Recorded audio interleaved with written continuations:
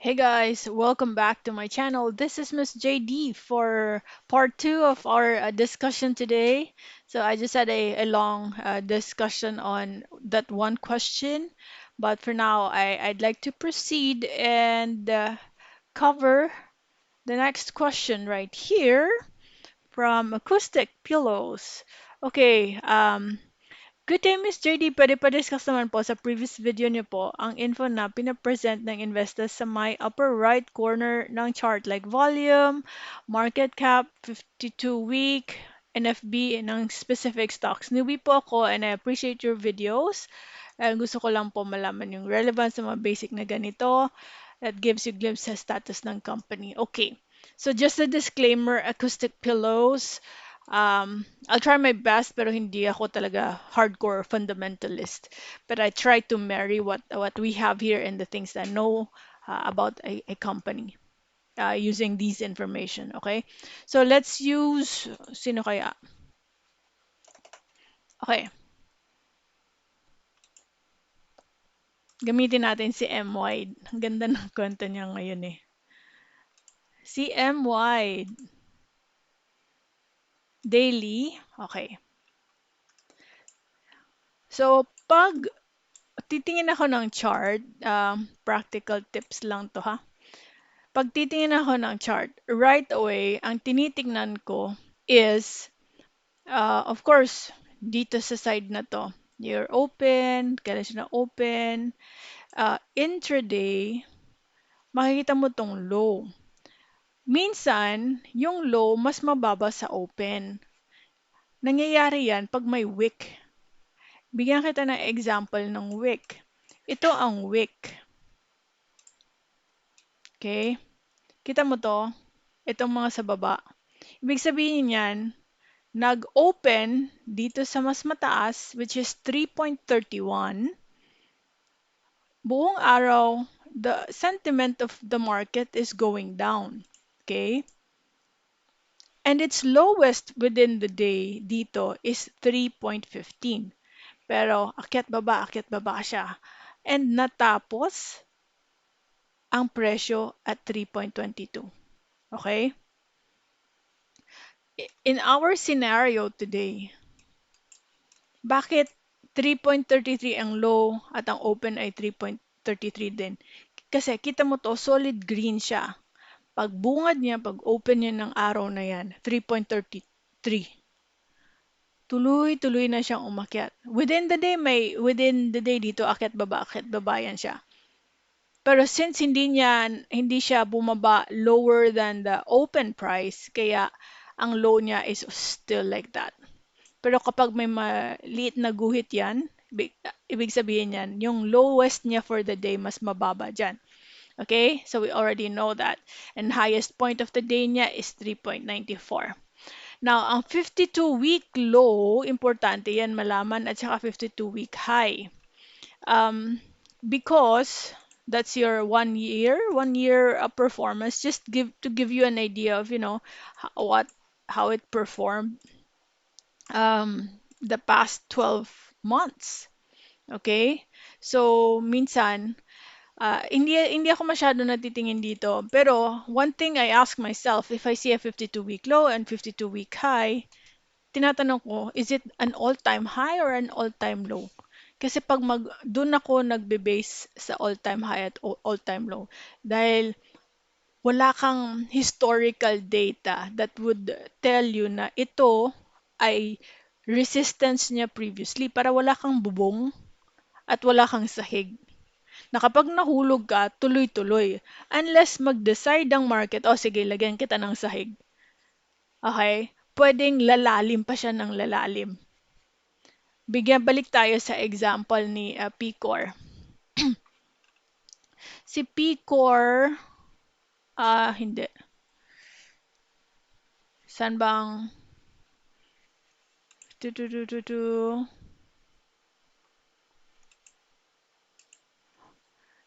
ito to. Merrimart.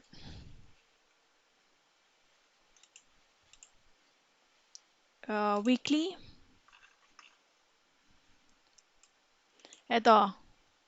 Nung dumating siya dito, yan, ito ang example, weekly chart ito. Ito siya nag-start. Actually, ito yung all-time low niya. Pero buti na lang, we're still, hindi pa siya totally, hindi pa siya totally na-break. Almost there pa lang siya. Pero kapag continue itong mag-break, mag-trigger on the downside, mas delikado yun. Actually, on the verge na siya. Pero still, andyan pa siya eh. If I'm looking at this wick over here, andyan pa yung galaw niya. Pero always look into the possibility na pag mag-break ito, mas malalim dahil wala kang historical information dito. Okay? So, yan ang isang example. Tingnan natin um, tingnan natin tong keeper na to. Nag-recover na pala to eh.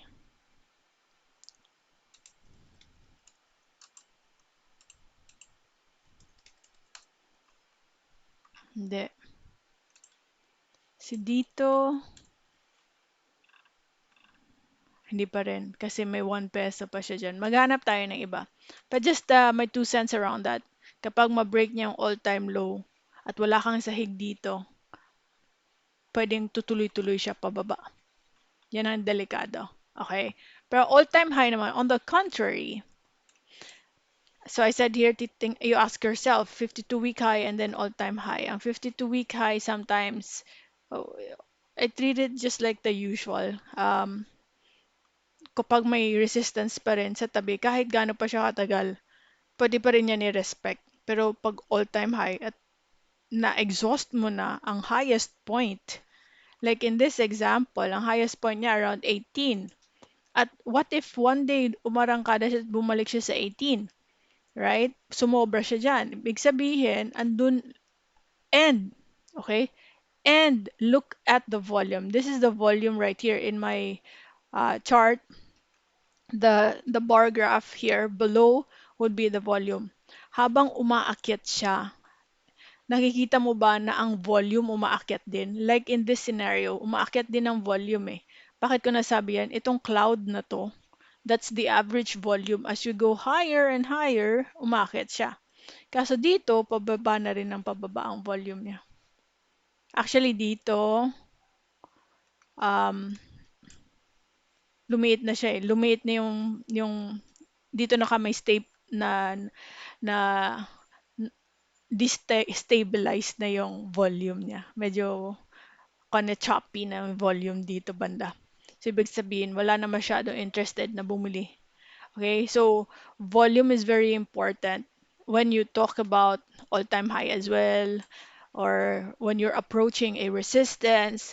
Kasi pag lumalapit ka na sa resistance at pakonti na ng pakonti ang volume, then that means, ay, mahal na to. Hindi na sila nagdadagdag pa. Right? Now, the market cap um, represents the value of the company based on the available shares being traded. Right? So, for example, ito may 35 billion market cap niya. Okay? So, sa, dito naman, nagma-matter ito. Ito tinitingnan ko kapag mataas yung market cap niya, mas mahirap. Mas mahirap siyang uh, i-manipulate ng mga jockey. I don't know if familiar ka sa mga ganyang galawan na group of people with the funds, they accumulate or sometimes intraday, mabibigla ka na pasiling play siya. Kasi mataas, mababa lang ang market cap niya, madaling pagalawin. Pero tingnan mo tong BDO. Give, kunwari, BDO. 714 billion market cap. So, mahirap yan. Hindi mo nga, halos hindi ka nga makakita ng mga 10% gain within the day. Normally, mga 1, 2, 3% lang yan. Okay, tingnan natin si M-Wide. Kasi si M-Wide ang laki ng kanya eh. Tinaas niya today. 7 billion lang. So, ang dali niyang paggalawin. Right? So, I don't have visibility. Maybe it's on the a different page here. You can also check Instagrams. Uh, PSE Edge. Kung ilan yung tradable shares ng M-Wide. Right? Kasi, for example, ito ang market cap. Mura lang siya at konti lang siya. E di, ang daling maubos yun. Madaling mapaakyat to. Right? So, diyan ako nagbe-base ng one, to understand really kung gaano kalaki ang or company pag mataas yung market cap niya. At yung kung ilan yung available shares uh, to be traded. Now, foreign buying, ito normally, so simple lang to. Pag pula yan, that means foreign selling yan. Pag B, foreign buying yan. Pag hindi pala red, sino kayang may, tingnan natin to all stocks. Kasi masyadong pula halos lahat ngayon eh. M-Wide, balik tayo kay M-Wide. Uy, ang bagal. Foreign selling din pala. Foreign selling, halos lahat foreign selling. Basta green yan pag foreign buying. Ito, foreign buying. Si MBT foreign buying. Ayan. So, big sabihin, foreign investors came in today, added more volume, added more shares. Okay, so good yan kapag, if you wanna really also check kung ano ba ang overall sentiment nito. Kasi pag pumapasok ng foreign buying, may foreign buying na ibig sabihin medyo bullish na yung mga big players dyan. So, notice previously, ayan o, actually on the decline pa rin si MBT, nagre-retrace. So, this could be one, right? Baka itong MA20 line, baka posibleng mag-hold yan kasi you have your foreign buying na. Pero hindi yan enough. Kailangan mo pa rin tansyahin yan. Kaya there's really no perfect science here. Kahit sabihin ko man sa inyo, oh, okay, I use volume here, I use RSI, I use candlesticks. It all boils down to really understanding, pinaka-umpisa is understanding why you're getting in that stock. Para kahit man imperfect yung ating mga analysis, hindi ka mag-worry too much na bakit ako pumasok doon. Parang mali yata yung move ko doon. Right? Kasi diskumpiyado ka sa company na pinasukan mo. Pero kung if you believe in the company, kahit upuan ko pa yan ng years. Right? Yeah, for example ako, I'm not justifying my decisions. Well, ang laki ng reason ng, no, malaking mistake din ang nangyari sa dito ko. Pero I still see the potential in dito. As a worst case scenario, although yung dito ang laki ng utang, no? Ang laki ng utang ng dito mag-bankrupt man sila. You think bibitawan niya ng totally ng let go the company? Worst case scenario dito, ibebenta to sa, could be kay Globe, ibebenta niya kay Smart, right? Kung hindi niya nakaya. So, kapag nabenta niya to kay Globe or Smart, anong magiging effect niyan? Of course, yung confidence ng investors ng tao, aakyat ulit yan. And if you manage to enter here at a lower level, edi, swerte ka. But I'm not expecting na magiging kapresyo niya si Globe at saka si Smart, di ba? That's the reason why medyo madaming negative because of course ito, nabuo to sa utang eh. Ang laki ng inutang ni Dennis Oy nung he started this and we're still in what? Wala pa ba 5 years when they started this? 2018 to or 2017 yata yung nanalo sila or 2018 around that. So medyo early stages pa lang din naman sila. 19, 20, 21, 22. Ba, 5 years na din pala. So anyway, so you have to ask yourself, ba't mo to pinapasok? Right? Like si Picor, bakit ko pinasok si Picor? Bumagsak siya. So what's next? Should I average down? Or hihintayin ko na lang siya kasi hindi ko siya na cut loss, right? So those things you have to weigh. Itong mga bagay na to you see on the right side that will help you. But you have to also pair that with other things, right? Um, Pair that with your fundamentals, pair that with your technicals, right? By the way, the volume here, that's the amount traded for the day. So, ito pala, nakikita pala ang shares sa upper right hand. If I'm not mistaken, ito yung mga tradable shares. Ayan oh, yan. Correct me if I'm wrong, guys. There are 7.17 million.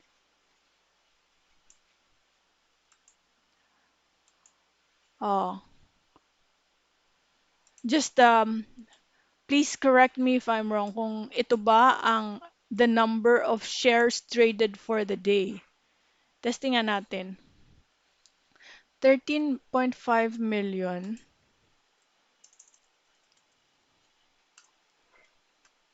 13 point, 13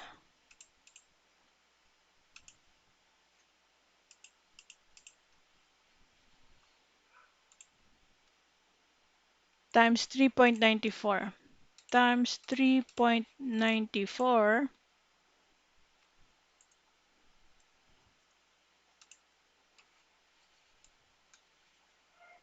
553.387. Baka nga traded value for the day. Ah, kasi mukhang malapit siya eh. Ayun o, 1, 2, 3, 53 million. May konting butal lang. Kasi, syempre, iba-ibang level yung pinasukan ng mga tao the whole day eh. So yes, that's the number of shares traded for that particular day. Ito ang value niya. Okay?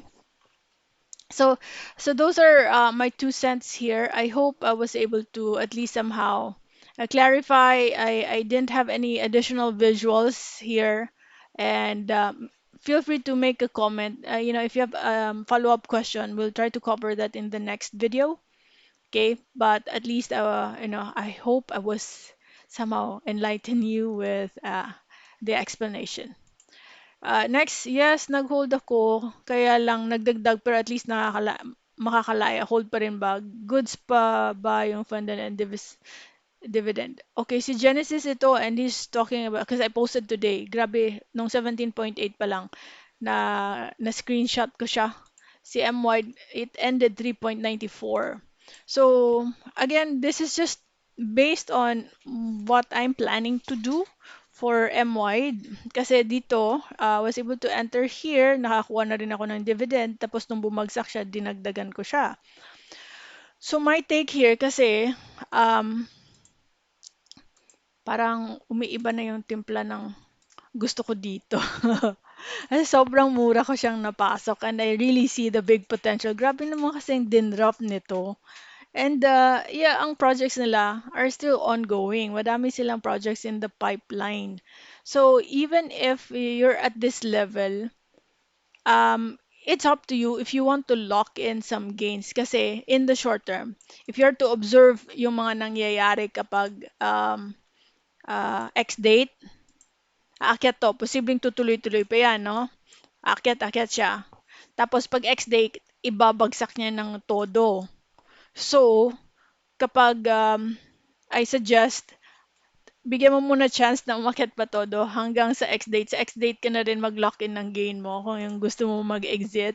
Kasi I feel na may continuation pa siya. Although very, hindi natin alam. Teka lang, wait lang. Kailan tong X date niya? Ang ganda, ang saya ng laro na to eh. Oh, sa 23 pa. Marami pa yan hahabol, may mafo-FOMO pa yan dyan. So sa 23, kung gusto mo, doon ka mag-lock in ng gain. First minute ng 23, pabilisan ng kamay, exit ka na. Kasi, let us say, dito ka naka-average, oh. Number one, naka-gain ka na based on your position. Number two, qualified ka pa sa dividend. Okay? So, ako personally, ang iniisip ko, baka ganun ang gagawin ko, pero hindi ko totally exit. Alright? Kapag, let's say, humantong siya mga 546, 546 kunwari, on the X date, babagsak siya. Kailangan ko makapag-exit kahit papaano, pero sure ball na yan na gain. Pagbaba niya ng ulit ng ganon, pasok ko ulit. Yun ang aking plano. Pero I think overall, nasa magandang position pa rin tayo if you are to look at it long term. Pero I think it's also worth na mag-lock in ka ng gain. Importante yung pag-lock in mo ng gain. Um, mas maigi kung maabutan mo siya na one, profitable ka during the X date because we have reached a much higher level. And number two, X date, that means qualified ka pa. So, mama-maximize mo talaga. Pero again, based on what we have experienced in the past, pag X date, normally nagda-drop yan.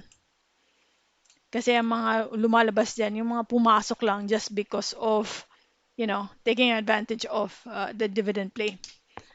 Pero for long-term holders, imagine mo, hindi mo na yung drop nito, yung fluctuation nito, 5, 10 years from now, hindi na yan pansinin eh. Kasi andun na tayo sa taas. Right? If you want to really sit on it long term. Okay, so those are my 2 cents for MWIDE and the question of acoustic pillow. All right, there you go. I think yeah, those are the things I'll be covering in this video. I'll try to record another one for the other stocks. In the meantime, thank you for watching and bye bye.